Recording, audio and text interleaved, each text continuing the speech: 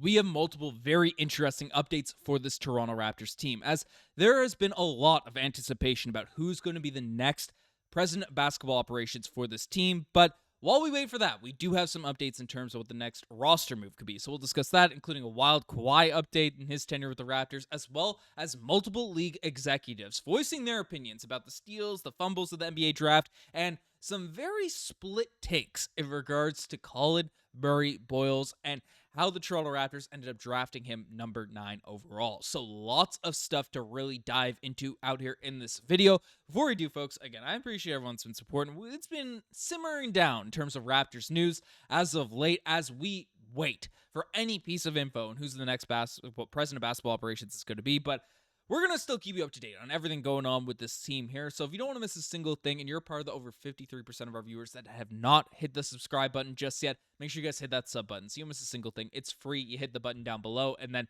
you won't miss a single thing going on with this Raptors team. But let's dive into it because we have a lot of updates to discuss out here in this video. The first one is a fun one coming from Raptors Growth, former Toronto Raptor Kyle Lowry, as he came out and revealed some wild details on Kawhi Leonard's tenure with the Toronto Raptors, because Kawhi, of course, is a guy that was the spearhead. He was the top dog. He was the 1A option on this team that won us an NBA championship.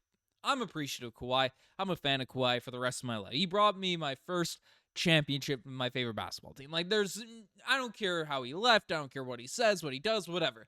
Kawhi did that. So I'm always appreciative. I'm always going to be grateful of Kawhi. I'm always going to be a fan of Kawhi Leonard, no matter what anyone says, in terms of how he left, all that type of stuff. But while myself, I'm sure a big portion of the fan base still love Kawhi, there are some people in this Raptors team that were not big fans of Kawhi Leonard, as basically news came out from Kyle Lowry saying that Kawhi rubbed people the wrong way because of how he operates. He's like, yo, give me the ball. I'm going to get it done.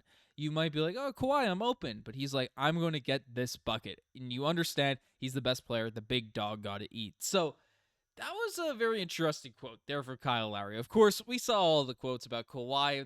The funny one was Nick Nurse saying, hey, in the NBA Finals, we got to swing the ball a little bit and get some ball movement. Kawhi's like, no, just give me the rock. Just give me the ball and I'll be able to take over. And that's what he was able to do night in, night out. Of course, the Raptors had a very, very talented, deep roster on that team. It wasn't Kawhi's the only reason on that squad, especially the back half of that Milwaukee Bucks series. And, certainly during the NBA Finals, it was not just Kawhi Leonard. So I get why if you're on a championship team, you got a lot of big personalities that people might be frustrated by a guy that certainly wanted the ball in his hands, wanted to be the dominant player, wanted to be that alpha dog. But when you're Kawhi Leonard, when you are as strong as a player as he was that season, say what you want about him now, the Clippers and stuff, dealing with injuries. When he's out there on the court, he's always phenomenal. He's with the Raptors, Clippers, and his late tenure with the San Antonio Spurs. Do not get me wrong, but when he was on that Raptors team, when he was at peak performance, peak powers with that group, you got to let the big dog eat, as Kyle Lowry kind of said. So it's interesting to see that I rub people the wrong way. Of course, he had the whole, hey, am I going to leave? Am I going to stay? Am I going to do whatever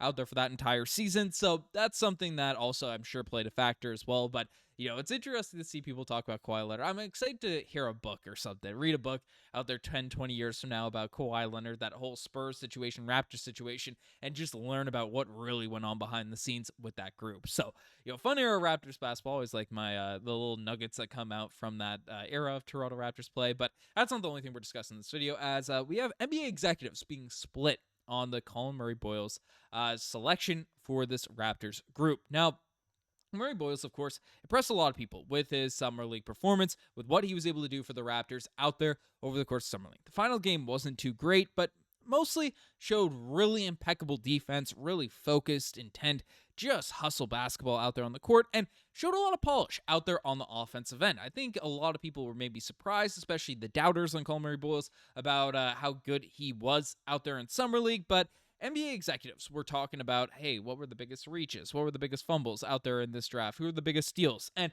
we heard some mixed reviews out there on CMB. So if you look at the biggest draft steal, you see Carter Bryant as the top dog for the number 14th overall selection. You have Berenger, who is a guy that, is a center for the Minnesota Timberwolves getting the most. And then Jaković, who's someone that was projecting the mock drafts to go in the top 10. He ended up falling to the Miami Heat at the number 20th overall selection. So they were the top names, but you see Collin Murray-Boyles also ended up getting a vote as the biggest draft steal. So no one could sense this, hey, this was a robbery for the Toronto Raptors, but you get a vote at least, which is a vote of confidence from one NBA executive. And then also on top of it, who is the biggest draft reach? So who did you pick too high to select that? And of course, the pick for the Toronto Raptors, Yang Hansen, and who had a solid summer league, as well as Cedric Howard.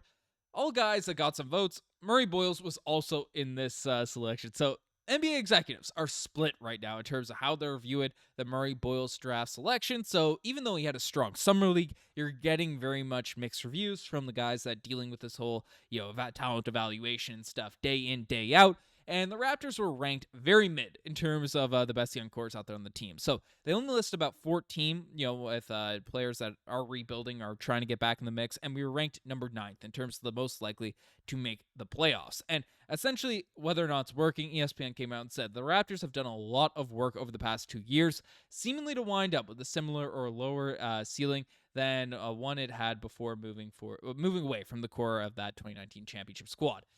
Things were thrown into another level of uncertainty when Masai Ujiri, the architect of the franchise's only title, was out one day after the NBA draft. And essentially, their estimated return to relevance is if Toronto does not make the playoffs this season, it will be seen as a huge disappointment. Whether this team can truly become a contender again in the Eastern Conference, however, will depend on a lot of factors, including the growth of guys like Scottie Barnes, Immanuel Quickley, Brandon Ingram, all these dudes. So,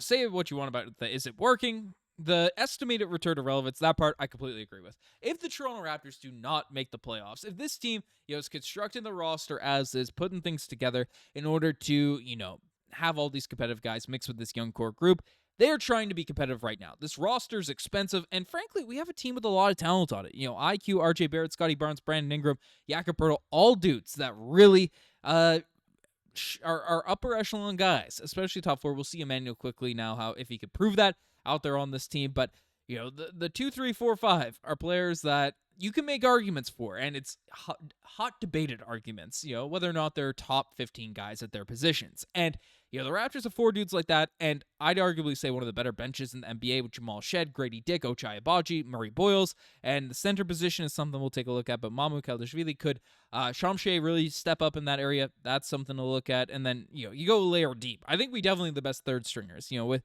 Hepburn, with what he was able to show out there at Summer League. But Jacoby Walter, Jamison Battle, Jonathan Mobo, AJ Lawson, Elijah Martin, all these guys, right, there are a lot of impressive players out there on this group. So if they don't make the playoffs this year, it would certainly be viewed to me as a disappointment. It would be viewed to the Toronto Raptors fan base as a disappointment. And, it will make sense to pay all these guys all this exorbitant amount of money if they didn't make it. So I tend to agree with that out there on that selection. So let me know what you guys agree with this statement from ESPN. And the final thing we're taking a look at is new Raptors Ben Simmons update. Now, we've been hearing the rumblings about Ben Simmons for years now at this point in terms of, hey, Ben Simmons, I have the graphic, the animation, the young socialite watch, if I can bring that up, the old young socialite. He's been tied and linked to the Toronto Raptors for years, back to his Philadelphia days. So, essentially, you have all this stuff going on. Ben Simmons, once again, being out there as a free agent. We were linked to him earlier in the offseason, but as if we go back to this depth chart, if we go back to here, it doesn't seem like there's a clear fit for Ben Simmons out there on this team. Well, the odds say otherwise, and it's not high odds by any stretch of the imagination, but the Raptors are among the favorites to land Ben Simmons. Plus 950, so not super likely, but on that list, at least in terms of destinations for Ben Simmons and being linked. Now, the way this happens, the only world this actually goes down is essentially, we know Bobby Webster likes these type of, defensive first players and stuff. The Raptors front office is like that for a very, very long time. Selecting Murray-Boyles is another indication that philosophy at least has not changed. But the Raptors are pretty, set in terms of their roster construction here now for the moment. Where this would work, where this would happen is the Raptors getting a new president of basketball operations or getting locked in, with Bobby Webster or someone, and them really taking control, taking the reins, making some trades, making some moves, and then stamping their mark out there on this team, out there on the roster, and trying to sign these free agents. So that's the avenue I see it happening. If it's Bobby Webster stepping in, I don't think that's going to be the case, but we'll see how things shake out here now at this front. You guys are the best thing as far. Subscribe to the channel if you guys haven't already. We'll keep you up to date on everything that's going on. I'm excited to finally hear what's going on with the next president of basketball operations, but we'll see how that plays out. Anyways, I'm signing out.